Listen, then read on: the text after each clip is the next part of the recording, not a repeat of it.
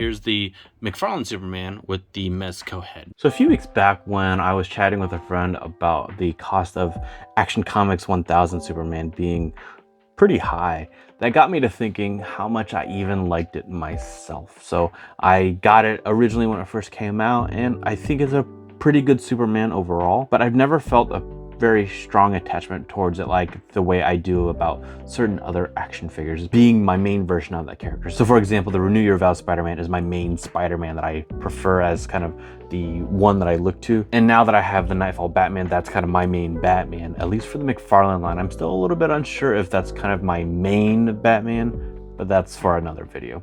So Superman, like I said, I don't feel super strongly about this version, and on top of that, I've been getting more and more interested in Mezco. So I decided to take a look, and I actually was able to find the Mezco Superman for $100 brand new, which is kind of crazy because the retail I think is 125 or so, and this is still a reasonably new release, so it was really cool that I was able to get it below retail. So we're gonna do a comparison between our Mezco and our McFarlane to see if this will work for me as my go-to Superman. So stick around and we're gonna get right into it. So here we are. The packaging is super cool. I like it a lot. It's this really nice tin.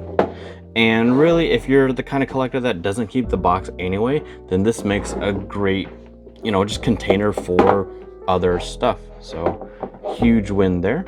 Otherwise, here is our Superman with a bazillion accessories, which is really amazing. Here is our second layer with the stand and even more accessories. So let's take a look at these now. So we have Action Comics 1000 McFarlane Superman on my left, and on our right, we have Mezco Superman.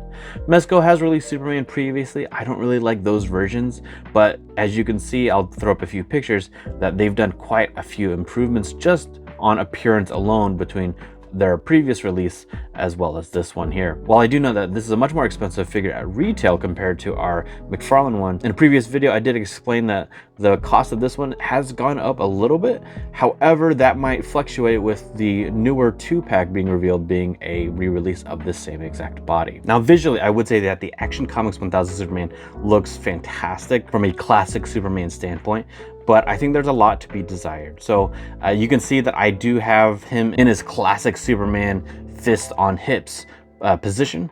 And you can see on the McFarlane one, I can't quite get that right now. Maybe I'm not very good at posing the McFarlane figures, but this is the best I could do. Now, I do know that they do have a newer release that does have the double jointed elbows, and this looks pretty good from that pose perspective, but we don't have a Superman in the classic suit that has these arms. Now, I know I could swap these arms, it wouldn't be that difficult, but I don't think I should have to do that either. What's even crazier is that the 2-pack they revealed just the other day shows that it's an exact re-release of this with maybe some minor paint differences, but the body doesn't appear to be updated at all. Considering that this is a 3-year-old release, and we have figures that have been recently released that have updated parts, I think that's really disappointing to see. As an example, besides the double jointed elbows, one of the things that I'm bothered by are the rounded wrists and the rounded ankles.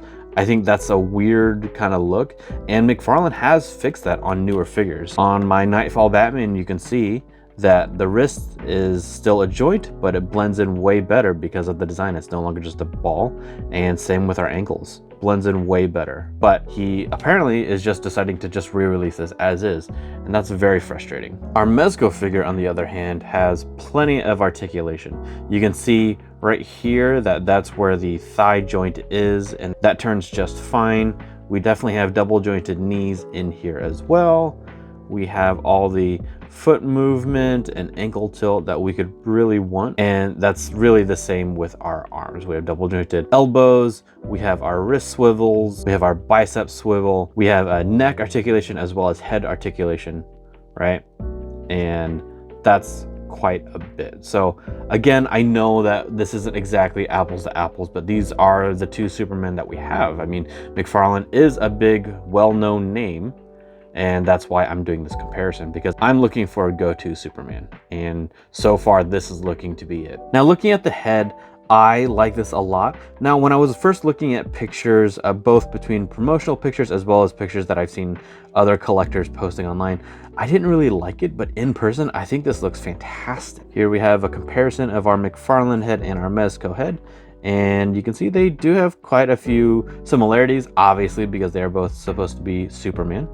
We do have a cleft chin in both, and we have the hair curl, which is great. What is interesting though is that McFarlane doesn't have the blue eyes. If it is supposed to be blue in there, I can't really tell, but in the Mezco one, clearly he has blue eyes, and that's really cool to see. Here's the McFarlane head on the Mezco body.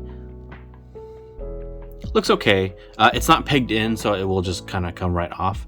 But if you did like that, then you would definitely need to do some paint and matching at least, besides any kind of modifying to make the head actually stick. And on the flip side of that, here's the McFarlane Superman with the Mezco head. And the head's sitting a little bit higher because I didn't want to take that out, because that's quite a bit deeper in there and takes a little bit more work.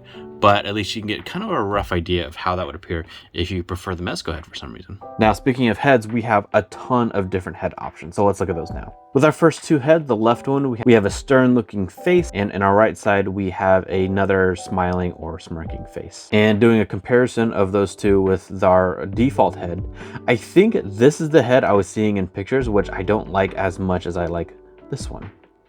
Next up, we have this crazy Cyclops looking face with the eyes missing, but that's because we have some really cool accessories. And the first one are these great heat vision beams, and they just slide right in like that. And there you go. And I'm gonna go ahead and just pop the head off, which one of the things that I really like about the figure is that it's super easy to just pop the head off and swap them around. All of the heads come with their own ball joint, and it just pops right in like that. And that's cool.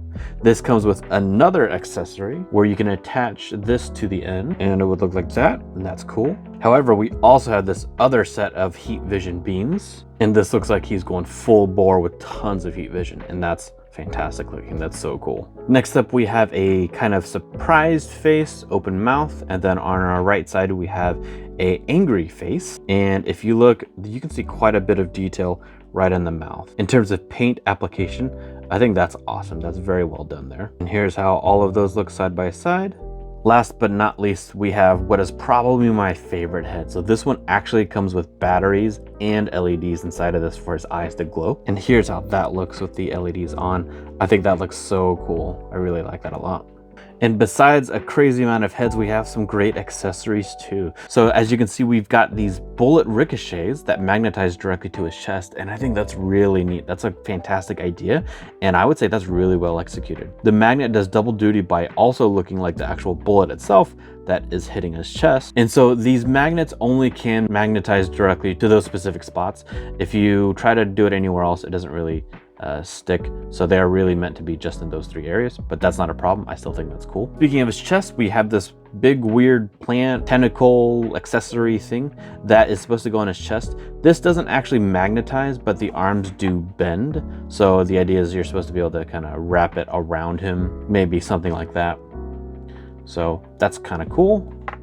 If that's from a particular thing I'm not really familiar with, if you are, then let me know in the comments. We also get a Starro accessory. This one attaches just right to his face. This one should attach to any of the heads other than the ones where you might attach the heat vision. We also get these two fist accessories. I think this is supposed to be like, you know, he's punching really hard, and so you see kind of the energy or the air surrounding his fist. And that just goes on like that, and that's cool.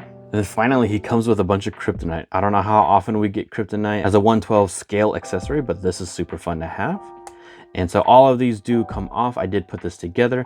The green one is the only one that has to go in the middle. It is the biggest, but it also has a very specific peg. The rest of them are all round like that, so you can kind of plug them in whatever order that you would want. And finally, as far as accessories, we have a Phantom Zone projector. I don't know how often we get this one either, but that's really fun to have. He also comes with a bunch of hands, which I'll throw up a picture on screen now of all of them. I don't think I need to go through them because we get basically everything you would want. You got fists, you got flying hands, grabbing hands, I think a couple different kinds of grabbing hands. That's plenty of hands. I can't think of what else you might want. You have all the different facial expressions you would want. I think that's great. Now, again, like I said, it is an expensive figure at retail, but I think that the value is there for what you're getting. Now, I don't want to just gush and gush about this figure. Even though I did pay for this myself, I do think that there are some things that could be a lot better. So my biggest gripe is going to be the cape, specifically the length. So for me, I think McFarlane's length is right where I expect Superman's cape to be. And over here, the cape kind of ends right around where the boots are. And I think that they should be kind of here at the mid calf. that to me would be the right length for Superman's cape. I am considering maybe getting an aftermarket cape, but I don't know how well that'll go because I do believe that this is sewn in directly to the costume and I have no idea how to sew and I don't know what that'll take. So if you want to see me do that, give me a like and let me know in the comments below that you want to see me do that and I'll see what I can do. Otherwise, I think I am really happy overall with how this turned out. I was definitely hesitant to spend so much on a single figure, but I think for me, this is definitely a definitive Superman. And I say a definitive Superman because it's short. He's a short guy. He is 6-inch scale, as most of the Mezcos are. McFarlane's is the 7-inch. If we put Nightfall Batman next to Superman, you can see that he's just so much taller and it doesn't quite look right. So that's a tough call for me. Obviously, this Superman won't mix with this Batman, at least. Maybe depending on the posing and the picture that I do, that it can look better. I think in general, the McFarlane figures are gonna need to stay together, unfortunately.